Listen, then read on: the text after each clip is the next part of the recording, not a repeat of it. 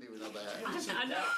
Good afternoon and welcome to Arts, Parks, Libraries, and Entertainment. Sparks. For all the fun. Today is Tuesday, June 4th. We do not have anyone signed up today for public comment, so I'm going to go ahead and do the roll. I am here. Councilmember Cap, we'll pull him in at 4:39, I'm sure, or 5, what is that, 5:07? Councilmember Eastlick, are you present? Counted for. Okay.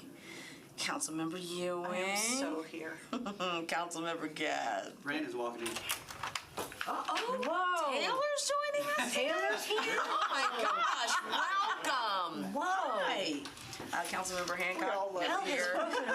They started in on me, I'm glad. Councilmember Taylor, are you present? Present. I'm ready to serve. Vice Chair Vo is not here, and Councilmember Welsh. I am also present. You're also present. Fantastic. So we have a pretty short list of items before we adjourn the meeting with a quick commentary. So we'll start with resolutions. RS 2024-493, vote Porterfield and Stiles, a resolution approving amendments to 2 agreements relating to the acquisition of a parcel of property and improvements located at 607 Bass Street. Can I get a motion? Move. Second. Was that a move? That was a move. Okay. That's how Delightful. enthusiastic I am. Okay. It has been moved and properly seconded. Tom Cross is here, and I believe that he can speak to... Happy to speak if you have questions. I think it would be good because it is a The little description would be good. convoluted, but also very helpful just to give people a grand picture. This property actually pertains to Fort Negley. That's right. So last year, council approved some agreements anticipating a grant that would come, or actually 2 grants, to come through a nonprofit partner. Metro had sort of a variable commitment depending on the size of the grants that were actually awarded. It turns out that the terms of one of the grants requires that our nonprofit partner be in the chain of title, so it's going to have to go through them, which is why one of the amendments was necessary. That pushed the timing on the closing back. In addition, the partner now feels pretty confident that we're going to get enough to reduce Metro's commitment down to $3 million firm. So that's what it is. This is always good news. And can you tell us what are we coming down from? You said it would be to $3 million from what? As little as $3 million and as much as about $9 million. So now it looks like it's going to be just the $3 million. That's very significant. Okay. Any other questions, committee? Are we good? Okay. Well, in that case, all in favor? Aye. Any opposed? Any abstentions? Any not voting? Great. Resolution passes. Madam Chair, since we're all here, Mr. Cyril Stewart, he is President of Friends of Fort Negley. He came just to offer some support and any information. But he's here. I just wanted to recognize him since Well, he's thank you, sir. Thank you for coming, and congratulations.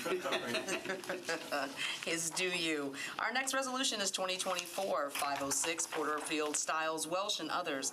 A resolution appropriating a total of $20,840 from the Nashville Public Library to various nonprofit organizations for the provision of free and high-quality enrichment activities and/or field trips for youth during summer programming through the library's Nashville After Zone Alliance, also known as NASA, out of school time coordinating system. Can I get a motion? Move. Second.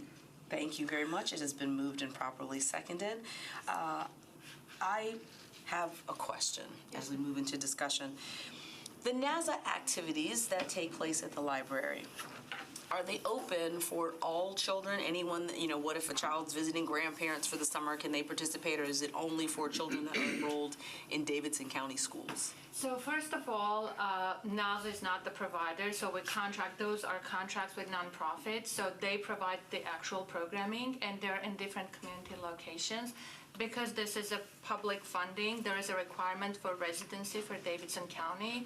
So unfortunately visiting kids, they can attend, but they cannot be counted towards the number of slots that we fund for. For example, if there is a program that offers, 100 slots and only 50 of them are funded by us, they cannot count non-residents towards those 50 slots. Does that make sense? Understood, but the child could still attend, they just wouldn't be They can still counted in the attend if number. there is a space, Gotcha. but they cannot count it towards NASA because we have a central Understood. system of attendance tracking. Those kids who are not residents, they cannot participate in government-funded program. It's not our rule, there is a requirement for services for residents of the county. Understood. Thank you very much. Sure. Does anyone else have any questions? Okay. All in favor? Aye. Any opposed? Any abstaining? Not voting? Okay.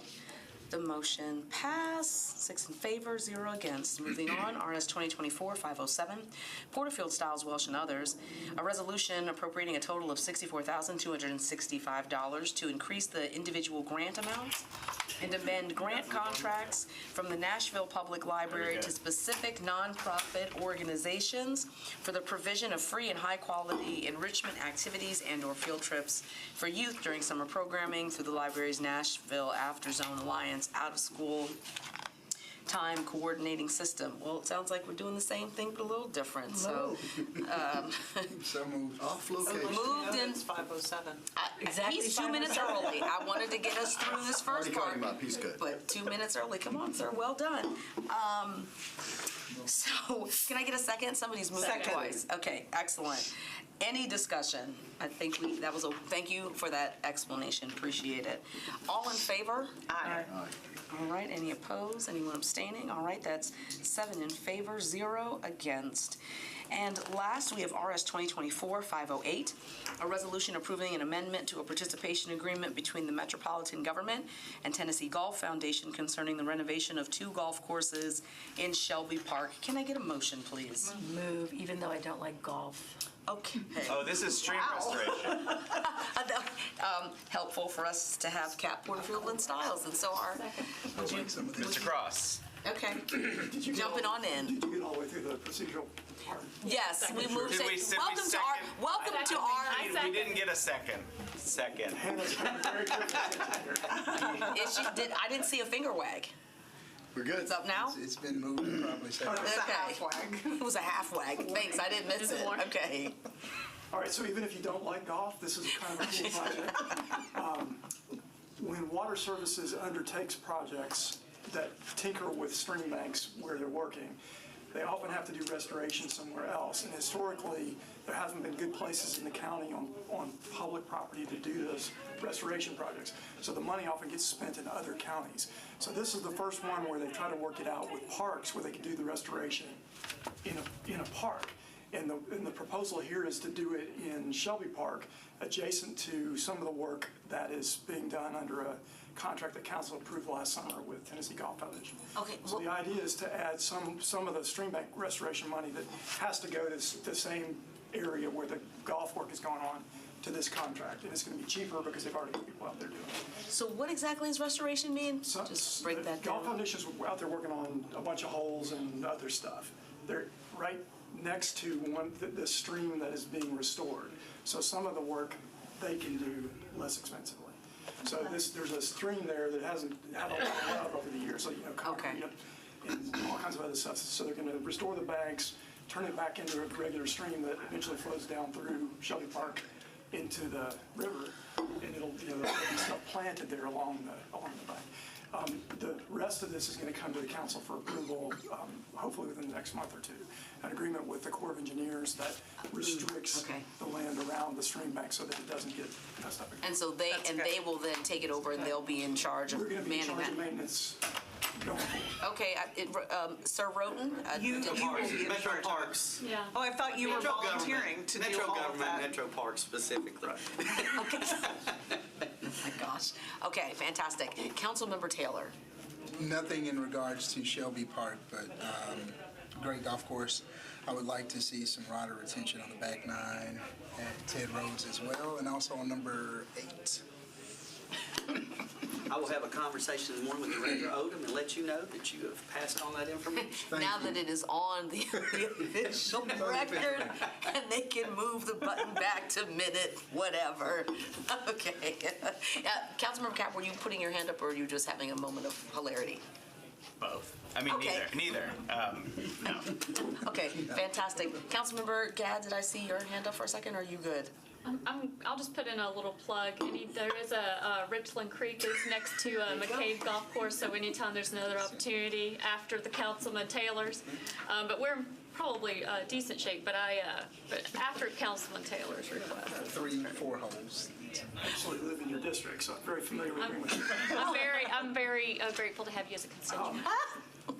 This is, hopefully this can be a pilot project. With the majority of the time is not on this piece. This is like half a page. Simple, yeah. The more complicated thing is working on agreement with the Corps of Engineers and TDEC to let us do this, because they're not used to working with, government agencies where we have our own set of bureaucratic. So that's what I was just about to ask. So is this something, as we look to other golf courses to do work, are those the two entities that traditionally we would have to work They with? don't necessarily have to be in a park, but they're good candidates because they're often along these streams. They have streams running through them. The stream has been, not necessarily blocked, but mangled. Well said. So these are good opportunities, A, to fix the creek, and B, to spend the money locally rather than sending it to Williamson County. Understood. Thank you, Madam Chair. Always great to have you visit us, Mr. Cross, with all of that font of knowledge of yours. Okay, so, all in favor now that we've all discussed it? Okay. Any opposed? Any abstentions? Okay. Motion passes, 7 in favor, 0 against. So as we are getting ready to adjourn, Hannah is probably she might throw a finger up, but I'm gonna slide it in super duper quick because I have exactly 1 minute.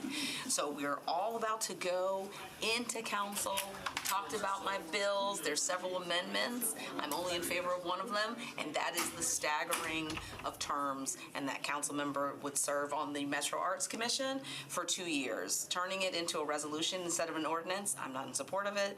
Putting a member from the entire body that has not worked at all on this issue, I'm also not in support of that. So there's two from Councilmember Allen, so I'm in favor of one, and there's Councilmember Toombs has also put one forth.